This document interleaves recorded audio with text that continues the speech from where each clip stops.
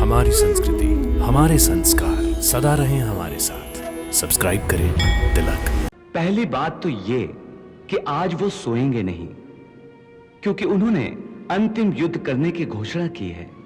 इसलिए आज ना तो वो अपना कवच उतारेंगे और ना ही सोएंगे। और दूसरी बात, जो तुम माया की कर रहे हो, तो शायद तुम ये नहीं जानते कि राक्षस तो क्या, उनसे बड़े से बड़ा देवता भी टक्कर नहीं ले सकता। इस पृथ्वी पर पितामह भीष्म और गुरु द्रोण दो ऐसे योद्धा हैं जिनके पराक्रम के सामने बड़ी से बड़ी मायावी शक्ति भी घुटने टेक देती है। मैंने निर्णय कर लिया है, अगर आवश्यकता पड़ी तो मैं अपने प्राणों का बलिदान कर दूंगा। बलिदान की भावना बहुत सुंदर होती है, परंतु जो तुम करने जा रहे हो वो बलिदान नहीं, आत्महत्या है। बलिदान महान होता है, परंतु आत्महत्या को मूर्खता कहते हैं। तो फिर मैं क्या करूं? इस समय अपने क्रोध को वश में रखो। मैं तुम्हें आत्महत्या की आज्ञा नहीं दे सकता। हां, जब तुम्हारे बलिदान से पांडवों का भला हो सकेगा, उस समय मैं स्वयं तुम्हें बलिदान का रास्ता दिखा दूंगा। महाराज युधिष्ठिर, लोक कल्याण के लिए यदि आप झूठ बोलेंगे तो उसका कोई पाप आपको नहीं लगेगा। आप ठीक कह रहे हैं महाराज, फिर भी मुझसे झूठ बोलने का साहस नहीं होगा। भ्राताश्री, महाराज द्रौपद ठीक ही तो कह रहे हैं, इसमें अनुचित क्या है? अनुचित यह है अनुज कि इस झूठ में सत्य का एक भी कण नहीं है।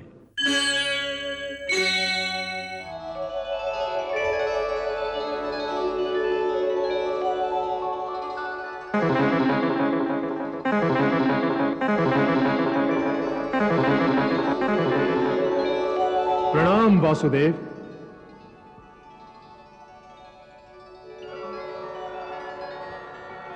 वीर घटोत्कच, कहो कैसे आना हुआ? मैं आपसे आज्ञा लेने आया हूं। आज्ञा? कैसी आज्ञा? मुझे पिताश्री ने अभी अभी बताया है कि गुरु द्रोणाचार्य ने समस्त पांडवों की हत्या करने की प्रतिज्ञा की है। यह सुनकर मैंने निश्चय किया है, कल प्रातः ही उनके युद्ध भूमि में जाने से पहले ही, आज रात ही उन्हें शिविर से उठा लाऊंगा और बंदी बनाकर पांडवों के सामने खड़ा कर दूंगा। इतनी रात गए? परंतु यह तो युद्ध के नियमों के विरुद्ध है।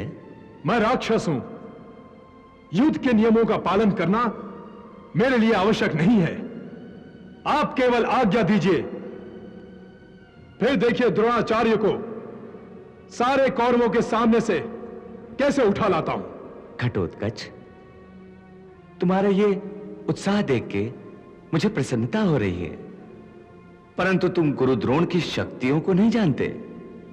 वो स्वयं दिव्य शक्तियों का अपार भंडार हैं। परंतु मैं राक्षस हूं, माया जानता हूं, उनको सोते में ही उठा लाऊंगा। घटोत्कच, पहली बात तो ये कि आज वो सोएंगे नहीं, क्योंकि उन्होंने अंतिम युद्ध करने की घोषणा की है।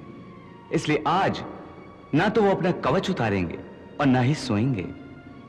और दूसरी बात, जो तुम माया की कर रहे हो, तो शायद तुम ये नहीं जानते कि राक्षस तो क्या, उनसे बड़े से बड़ा देवता भी टक्कर नहीं ले सकता।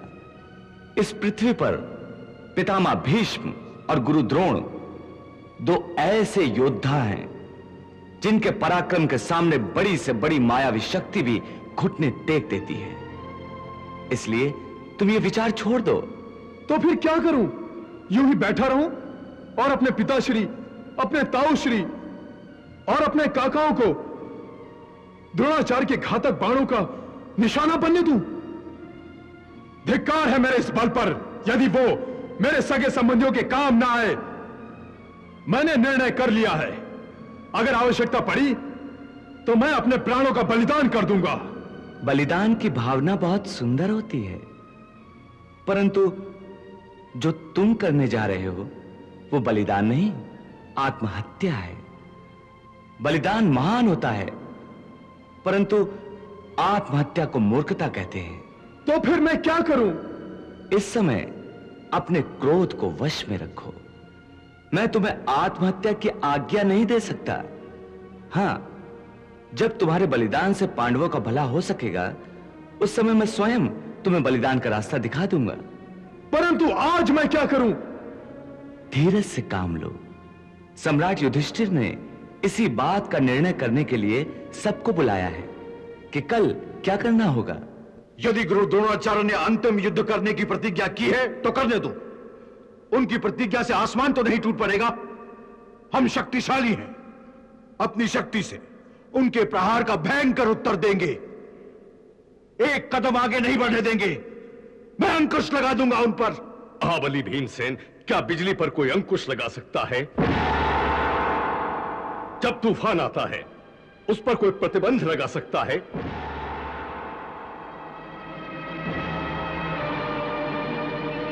नहीं ना। उसी तरह द्रोणाचार्य के पराक्रम पर, शौर्य पर कोई अंकुश नहीं लगा सकता। मुझे तो भय है द्रोणाचार्य के धनुष से निकलने वाला प्रत्येक बाण कल पांडवों को उनकी विजय से दूर ले जाएगा।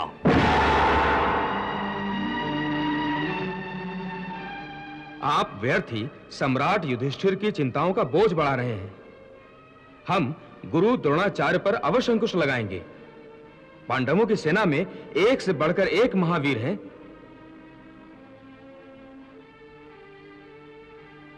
ये मत भूलो, द्रोणाचार्य सभी के गुरु हैं। मैं उन्हें अच्छी तरह से जानता हूं। द्रोणाचार्य की पराजय या द्रोणाचार्य का वध करना असंभव है। जब तक उनके हाथ में शस्त्र है तब तक मृत्यु भी द्रोणाचार्य पर विजय नहीं पा सकती।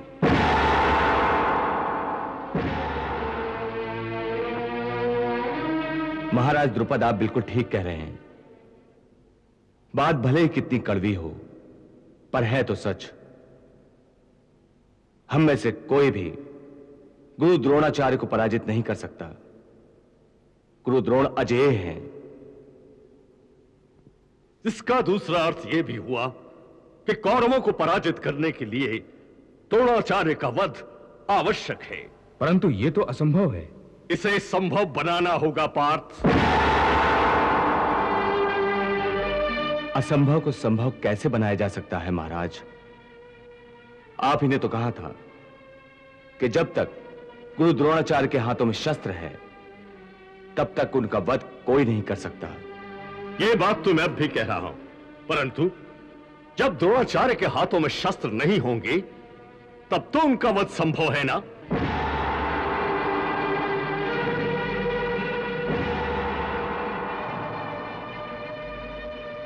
हम द्रोण का वध उस समय करेंगे जब उनके हाथों में कोई शस्त्र नहीं होगा। एक निशस्त्र योद्धा पर वार करना अधर्म है। और आचार्य द्रोण हमारे गुरु हैं। गुरु जो पिता का ही एक रूप होता है। क्या हम अपने पिता का वध करेंगे? नहीं नहीं, यह नहीं हो सकता। यदि गुरु पिता के समान होता है तो शिष्य भी तो गुरु के लिए पुत्र समान होते हैं ना? हाँ, होते हैं। परंतु यही गुरु जिसे तुम पिता समान मान रहे हो, उसी ने पुत्र समान अपने शिष्यों की हत्या की प्रतिज्ञा की है। महाराज द्रुपद ठीक ही तो कह रहे हैं अर्जुन। क्या तुम इतनी जल्दी भूल गए कि गुरु द्रोणाचार्य ने निशस्त्र अभिमन्यु की हत्या की थी?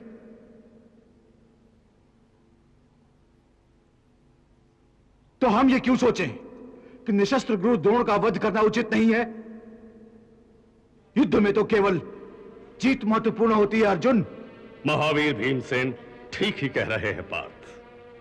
परंतु ऐसी जीत का क्या लाभ जिसका हम गर्व ना कर सके और लाज से हमारा सिर झुक जाए? आप सभी बिना कारण उत्तेजित हो रहे हैं और व्यर्थ ही बहस कर रहे हैं। असली प्रश्न तो यह है कि जब आचार्य द्रोण युद्ध भूमि पर होंगे तो वो निशस्त्र होंगे क्यों? कभी कभी युद्ध में ऐसे क्षण भी आते हैं कि योद्धा अनायास ही अपने शस्त्र को नीचे कर देता है। हां, कभी कभी अप्रिय घटना घटने पर ऐसा हो सकता है, परंतु गुरु द्रोण के लिए ऐसी कौन सी घटना हो सकती है? जैसे द्रोण के प्रिय पुत्र अश्वत्थामा की मृत्यु। परंतु ऐसा समाचार सुनाने के लिए अश्वत्थामा का वध होना आवश्यक है। उसके लिए अश्वत्थामा का वध होना बिल्कुल आवश्यक नहीं है। फिर केवल द्रोणाचार्य से इतना कहना आवश्यक है कि उनके पुत्र अश्वत्थामा की मृत्यु हो गई है, तो केवल अपने पुत्र के लिए जीने वाले द्रोणाचार्य को इतना दुख होगा कि वो बिना सोचे समझे अपने शस्त्र नीचे रख देंगे।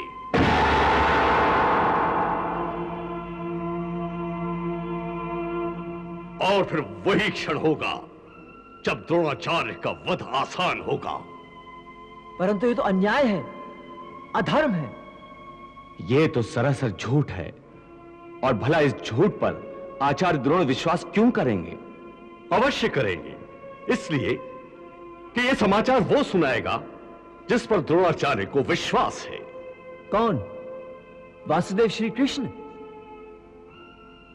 नहीं, सम्राट युधिष्ठिर।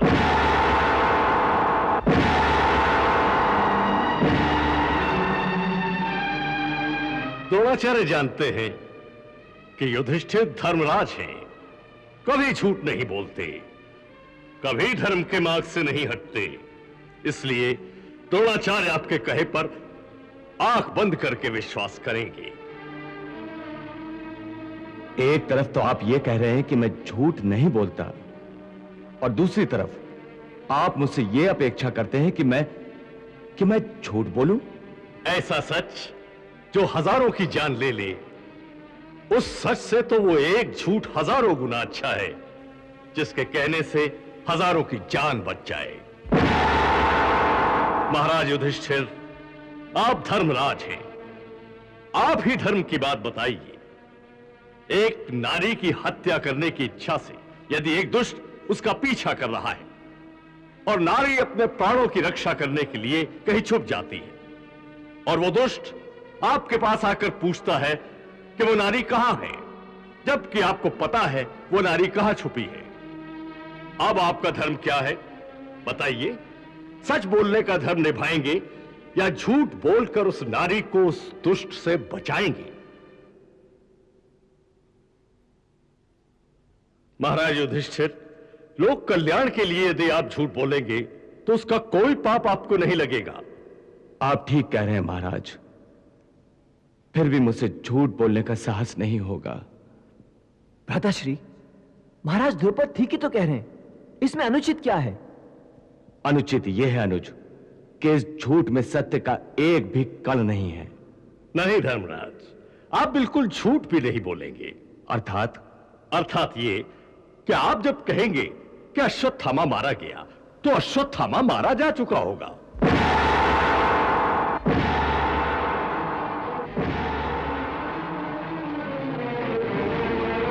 अर्थात ये कि हमारी सेना में एक हाथी है जिसका नाम भी अश्वत्थामा है।